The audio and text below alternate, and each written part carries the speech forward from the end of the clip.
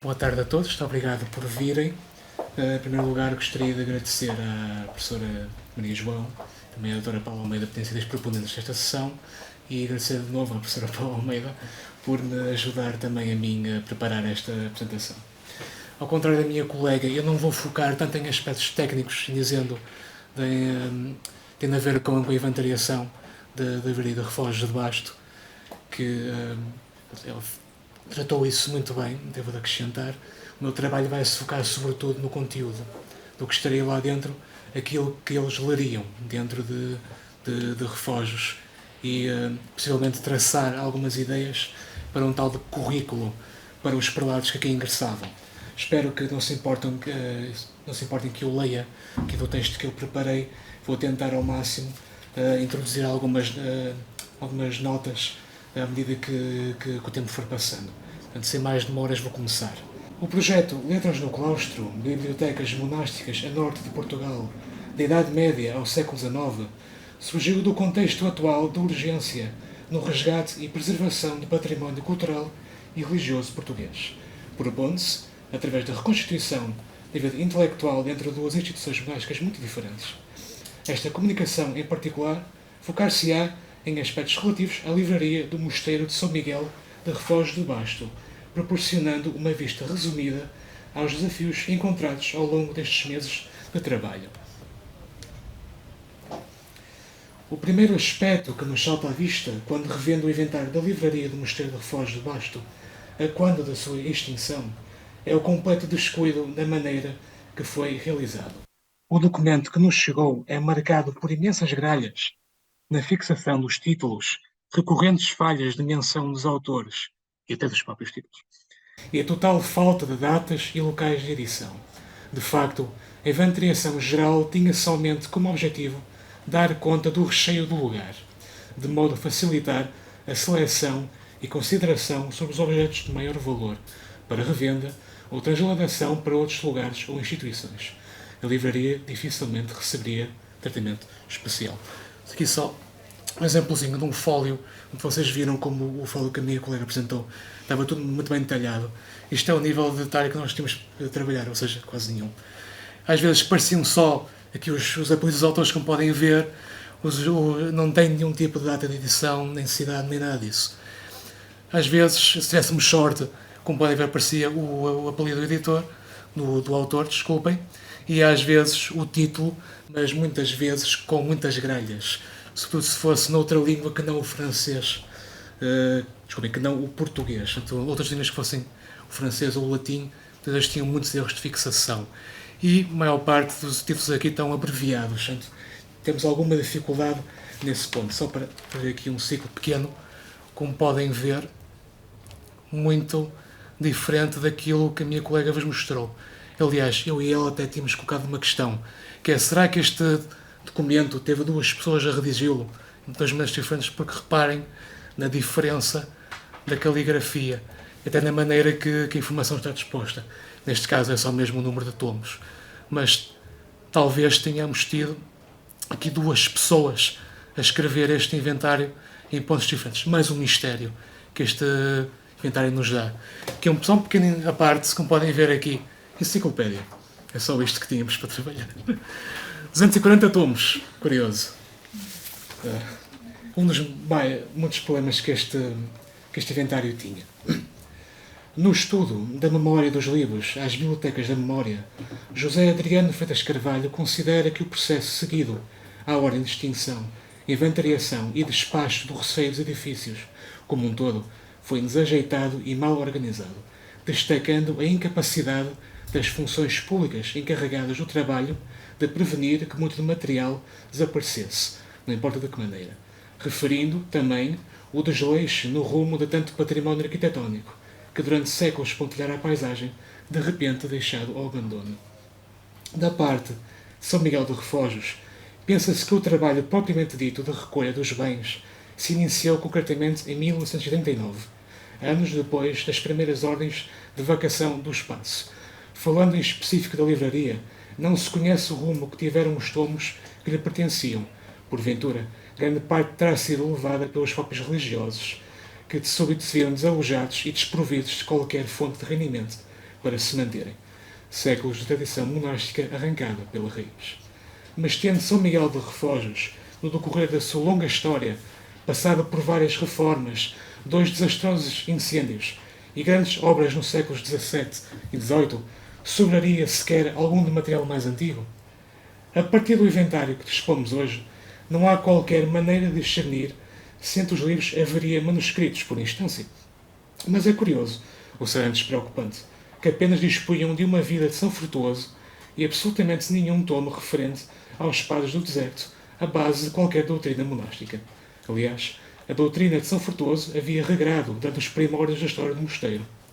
De outra maneira, se eventualmente algum destes tomos tivesse encontrado novo fim na mão de outra instituição, até agora não se apanhou o rastro de qualquer livro com marcas de posse para se indicar a propriedade deste mosteiro.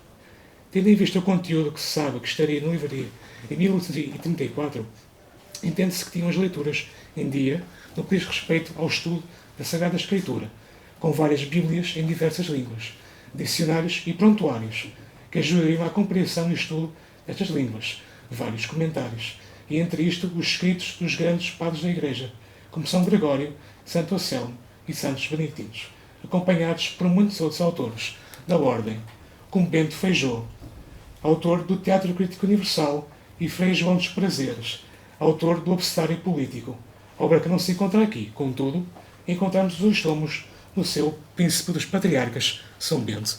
Como podem ver, estes dois casos, eu indiquei aqui onde eles se encontravam, também para enquadrar um pouco das secções onde eles estariam encaixados. É de respeitar, diga-se, a grande quantidade e qualidade de material que diz respeito ao estudo da história geral de Portugal e da Europa, somando isto às pontuadas obras de prosa de ficção, mas não de cavalaria, de obras poéticas, de tratados de retórica e ortografia, tratados de jurisprudência e direito civil, filosofia e, sobretudo, obras de teologia.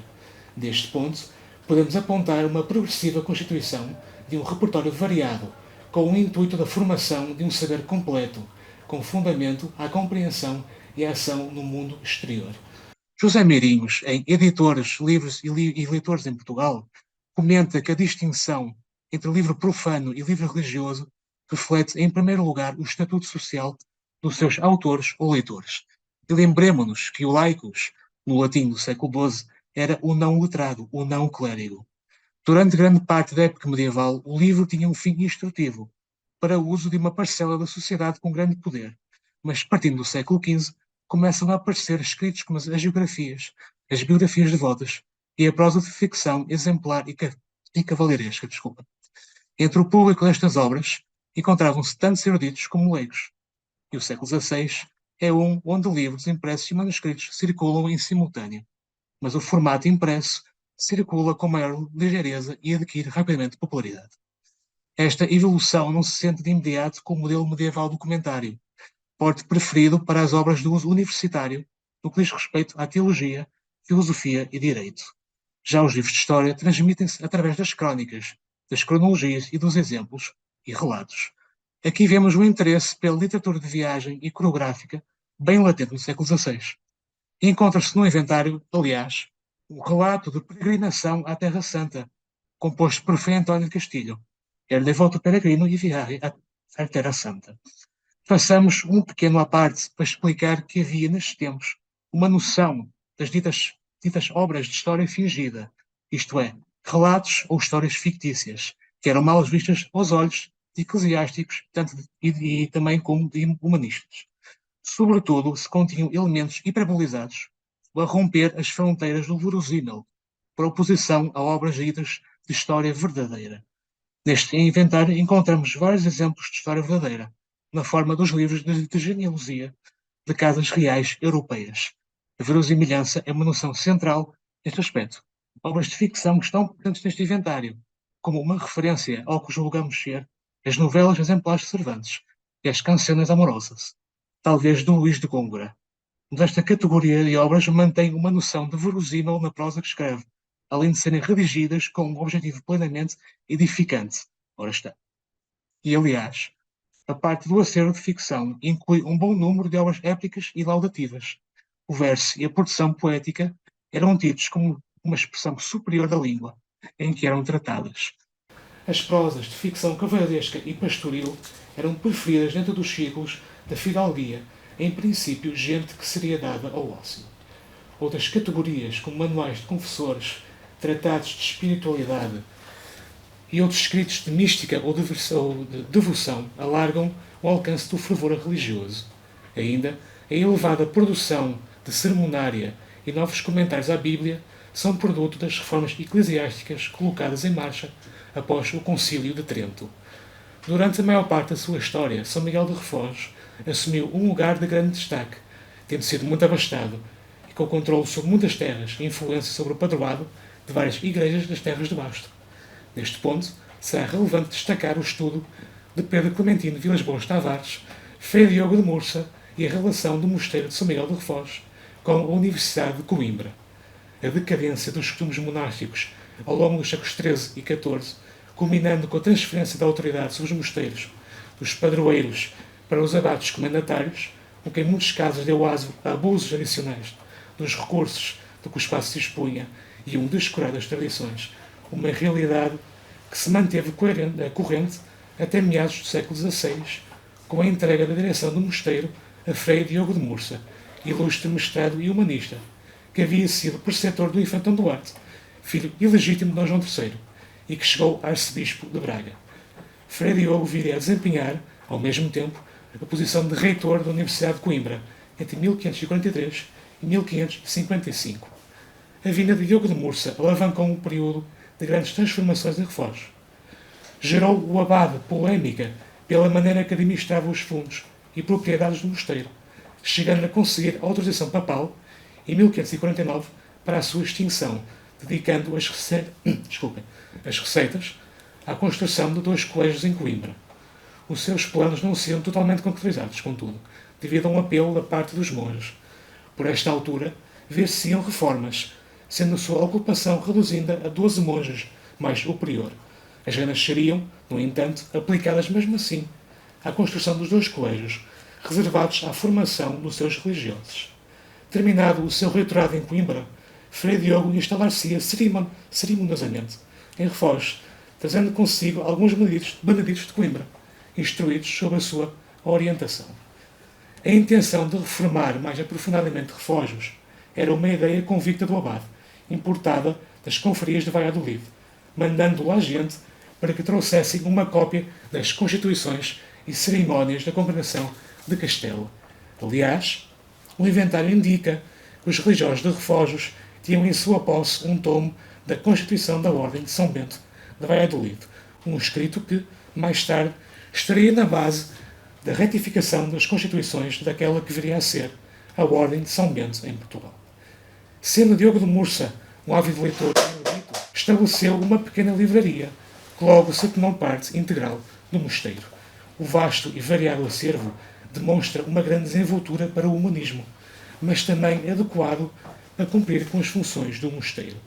A ordenação aparentemente caótica do inventário de extinção faz parecer, simplesmente, que os volumes foram todos amontoados num momento prévio ao da inventariação, o que pode explicar repetidas aparições dos mesmos títulos mais do que uma vez em fólios diferentes, uma vez que coleções podiam ter sido descaradamente espalhadas, mas pode não ser suficiente para justificar os erros de fixação dos títulos, o que indica, de uma maneira mais provável, que durante o processo uma pessoa estaria a ditar obra a obra a uma seguinte, dedicada ao registro, uma vez que a livraria, numa fase inicial, teria sido um género de projeto pessoal de Frei Diogo, podemos eventualmente colocar a hipótese de que o material estaria organizado para um melhor e facilitado acesso a currículos de estudo a partir de um sistema estruturado pelo próprio abade e que veria adições e reformulações nos anos vindouros.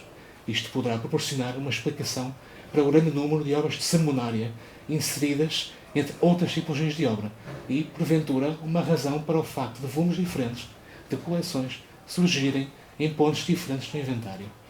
E dadas as intenções viradas para a formação por ele cultivadas, faz sentido o acrescido espólio profano, referido anteriormente, tornando a livraria um grande repertório de material adequado para a formação de preceptores e professores, dispondo de muitas obras de diferentes géneros e em várias línguas.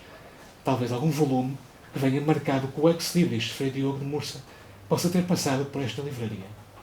Será devido a esta troca de prioridades para os dotes de instrução que tenham colecionado tantas obras de autores jesuítas? Se as nossas suposições acerca da autoria das obras estiverem certas, damos conta de 288 títulos assinados por jesuítas. Por comparação, damos conta de apenas 120 beneditinos. De facto, a Sociedade de Jesus, em Portugal, ficou conhecida pela sua obra imensa na doutrinação e formação estudantil, tendo fundado vários colégios de renomes. Alguns anos depois do falecido Frei Diogo de Mursa, o seu sobrinho e assessor, Dom Diogo Pinto, cônego regrante do Mosteiro de Santa Cruz, abdicaria do cargo de comendatário para dar prioridade a uma nova reforma da Ordem de São Bento, baseada nas bulas papais de Pio V, dos anos 1566 e 1567, sobretudo a Regimini Universalis, de onde adveio a Congregação dos Monges Negros de São Bento do Reino de Portugal, que Refojos integrou em 1569. A partir desta data, este cenóbio estaria subordinado à Casa-Mãe, o Mosteiro de Tibães, sob direção de um abade-geral. Frei Pedro de Chaves seria nomeado primeiro abade-geral da Ordem de São Bento em Portugal pelo cardeal Dom Henrique. Em 1570 ocorreria o primeiro capítulo-geral da Ordem. 5 anos mais tarde, Frei Tomás do Touro seria eleito o primeiro abade particular de Refojos, aberto a iniciar novas reformas tanto na esfera cotidiana como na esfera espiritual da vida dos seus monges, baseando-se nas ratificações do Concílio de Trento.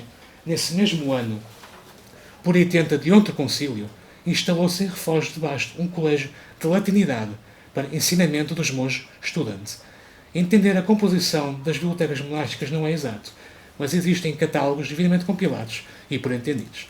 O catálogo do Mosteiro de Tibães, por excelência, datado de 1798, permite traçar uma linha evolutiva de seus conteúdos, uma vez que Frei Luís de São Francisco, estudioso no mosteiro, a mando de Frei Bernardo de Esperança Teles, que havia sido abade do mosteiro entre 1795 e 1798, catalogou com todo o cuidado os tomos contidos na livraria. Contudo, não é errado dizer que a biblioteca de uma grande abadia, sede de toda uma ordem monástica e guardiana das suas tradições e virtudes, proximamente relacionada com o centro urbano, possuiria um acervo bastante mais significativo que era um pequeno mosteiro nos limites de uma comunidade rural. Mas uma vista, mesmo que rápida, ao catálogo da Biblioteca do Mosteiro de Tibães demonstrará que há obras em comum com o Inventário de Refojos de 1884. Uma das muitas edições de Regas de São Bento poderá ter sido da autoria de Frei Plácido de Villa-Lobos, que fora abade-geral em Tibães por 2 mandatos, entre 1571 e 1584, e novamente 1584 e 1587. Porém, a disparidade entre os dois, em termos de quantidade de volumes, é tremenda. De acordo com a análise da Regra de São Bento que faz Frei Geraldo Dias, que traz a sua variada bibliografia, um ponto em comum indicava que todas as comunidades monásticas beneditinas deviam estar prontas a servir às necessidades das comunidades em que estavam inseridas. Nesta instância, sabe-se que Refojos de Basto dispunha de uma botica, embora o inventário só dê conta, que nós saibamos, de uma farmacopoeia e um ou outro tratado sobre o que hoje chamaríamos de medicina preventiva. Entre outras obras que tratam matérias que hoje designaríamos de ciências naturais, acha-se um tratado de astronomia e um outro sobre biologia animal. Apesar de toda a circunstância em torno do regimento e da instrução dos religiosos, houve em simultâneo um novo investimento na pregação e na instrução das camadas modestas da sociedade, através do sermão e do discurso. Temos a noção de que a sermonária era uma das tipologias de obra mais presentes. Por isto, São Miguel de Refojos haveria de continuar a ser mosteiro devidamente beneditino, servindo à comunidade e detendo o dever de formar frades e prelados para o púlpito. Para a guia das leituras essenciais, para a boa preparação de um prelado, podemos recorrer ao licenciado António Moreira Camelo, autor do Pároco Perfeito, um tratado desenvolvido exatamente para este fim. Contudo, a sua perspectiva é sobretudo presbítera, logo orientada para o sacramento da confissão. Mas mesmo assim, recomenda o autor aos que letraram na universidade e que entram a curar almas, a leitura de São Gregório e São Bernardo, aos não letrados Martim de Bonácia em bom latim e clara ordem, e aplicar-se à leitura do exame de confessores e na prática de penitentes. Os compêndios, na opinião do autor, deixavam os pratos preguiçosos. Certamente ficaria António Camelo feliz por neste mosteiro haver uma rica seleção de obras de São Gregório e de São Bernardo, ao uso dos estudiosos, nem necessariamente não necessariamente da autoria destes, antes inseridos em compilações e antologias realizadas por outros. Mas, por outro lado, ficaria amplamente desiludido, porque compêndios não faltavam. Mas, sensivelmente, ficaria satisfeito por último, uma vez que tinham presentes imensos folhos sanctorum, ou obras de vidas de santos e santas da Igreja Apostólica Católica Romana.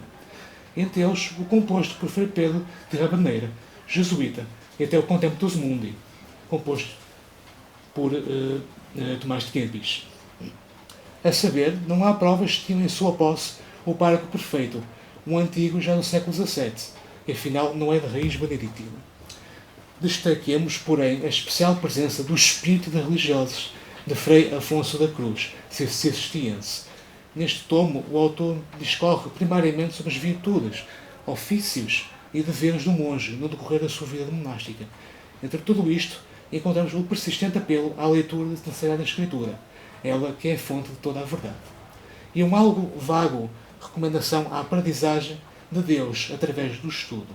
Todavia, não há um nível de especificidade que temos com Frei António, que metodicamente traça um verdadeiro currículo de estudos. Avançando, portanto, temos provas concretas de atualizações adicionais do espólio, uma vez que, por exemplo, encontramos registros destas tais novelas exemplares, de que já falamos noutro contexto. De um tratado de geografia relativa às transformações das fronteiras na Europa após a Guerra de Sucessão Espanhola, obras de história de David Hume e tratados relativos à Revolução Francesa e suas consequências políticas, incluindo um tratado jurídico sobre o julgamento e execução de Robespierre. Relativamente às leituras profanas, António Camilo dispensa leituras feitas por puro deleite, acrescentando que toda a leitura deve sobressair a vertente da aprendizagem. Mas, comentários à parte, destaque-se as comédias de Lope da Vega, obras de Dom Francisco Quevedo, a Joaneira, um poema épico de José Correia, e um cancioneiro em homenagem a Dona Maria de Ataíde. Adverte Camilo, em especial, para a leitura dos gentios, dizendo que a sua leitura não deve ir além do estudo sério. Para referência, encontramos uma edição das obras completas e epístolas de Dionísio Areopagita, o conhecido Pseudo Dionísio, e várias obras de ou que tratam autores antigos, sobretudo latinos, destacando, por exemplo, obras completas de Virgílio, de Lactâncio, de Plínio, de Cícero e o livro Mar Áureo de Marco Aurélio. Uma vez que foi instalado neste mosteiro um colégio de latinidade, faz sentido supor que tenham sido obras adicionadas ao espólio da livraria por esta altura. Mas, mais uma vez, não se pode ter a total certeza. Um teatro de Los Deuses de la Gentilidade em cima esta coleção variada. Será interessante acrescentar que Moreira Camelo faz referências explícitas às dioceses do Norte, discorrendo de mitos e rumores populares, essencialmente consignando toda esta região do país como terra de bruxas e diabos. E, adicionando uma nota algo cômica, não será difícil de imaginar o escândalo de Moreira Camelo se viesse a descobrir que teriam em refógios um muito estranho Virgílio travestido em versos burlescos. Portanto, temos aqui este Virgílio travestido em verso. Virgílio travestido em verso. Até aqui tudo bem. Está ali especificado um tomo da história. Embora nós tenhamos só encontrado o tomo 2 e o tomo 3. Portanto, eventualmente eles teriam um deles. Se calhar uma outra edição mais completa. Bem, mas aqui tudo bem. Faz sentido. Mas depois também temos este. Que é este travestido em versos burlescos. Pelo mesmo autor. Que é o tomo 2. Ficamos assim um bocado na dúvida. Será que havia aqui qualquer coisa de estranho? Mais um dos muitos mistérios de que trata este inventário. Assim, algo à parte. Continuando. O autor do Pároco Perfeito debate-se com uma figuração que descansa sobre o clássico e o moderno, e embora advirta contra leituras por puro deleite, não devia de invocar a máxima do prodesse aut delectare para enfaticamente promover a leitura do seu próprio livro. Parece que esta consulta geral da Livraria de Refógios transmite a imagem de um mundo multipolar, onde a partilha das estantes pelos diferentes géneros em voga, com artigos de cariz clássico, ora gentil, ora cristão, mostra uma preocupação com um acervo bem preparado e fundamentado, virado acima de tudo para um exercício de conhecimento completo, tudo em equilíbrio por uma dose saudável de moderação, numa altura em que o mosteiro passava por transfigurações imensas. O mosteiro beneditino é em si o repertório imenso da tradição religiosa e escolástica, onde o serviço a Deus se combina com a conservação da cultura de épocas, a sua transmissão e, em alguns casos, reprodução. Os vários inventários e catálogos que existem nas muitas bibliotecas inseridas nos cenóbios, que outrora fervilhavam da atividade intelectual, permitem rastrear, pelo menos em parte, um conjunto de leituras, informação e estudos ao dispor dos religiosos que habitavam estes espaços. Poderemos, eventualmente, atribuir a Diogo de Mursa a responsabilidade pela existência da livraria como a idealizamos. Porém, como já foi referido, é difícil entender como estariam organizadas as livrarias para além de momentos específicos no tempo. O inventário de extinção do Mosteiro de Refós é o único documento que até agora temos acesso. É um documento repleto de problemas.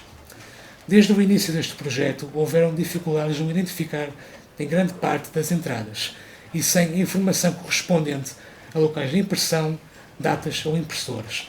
Não houve outro remédio além de realizar pesquisas em torno dos títulos ou de termos aproximados e dos apelidos que são proporcionados em várias bases de dados digitais, sem esquecer a referência da parte de trabalhos de recolha bibliográfica já estabelecidos, como a Biblioteca Lusitana, de Diogo Barbosa Machado, e o Dicionário Bibliográfico Português, de Inocêncio Francisco da Silva, procurando ideias correspondentes à informação de que tínhamos acesso e reunindo a máxima quantidade de informação possível, quanto a títulos completos, autores ou tradutores, as várias edições dessa obra que se encontram, completando com datas, locais, impressores ou oficinas, número de volumes e formato. Até agora só podemos colocar suposições quanto às edições que fomos achando, o que nos levou a este nível de trabalho exaustivo. Não se pode deixar de referir o trabalho de Fernando Maria Guedes de Campos, para se achar facilmente o que se busca, e a comunicação de leituras profanas em campo sagrado, de Isabel Almeida, por providenciarem para esta breve discorrência referências metodológicas e documentais. A próxima fase deste projeto exploratório passa pela agregação e estruturação de toda esta informação bibliográfica e de uma compilação de estudos em formato digital, dispondo de interligações às bases de dados das várias bibliotecas de onde se levantou informação sobre as obras.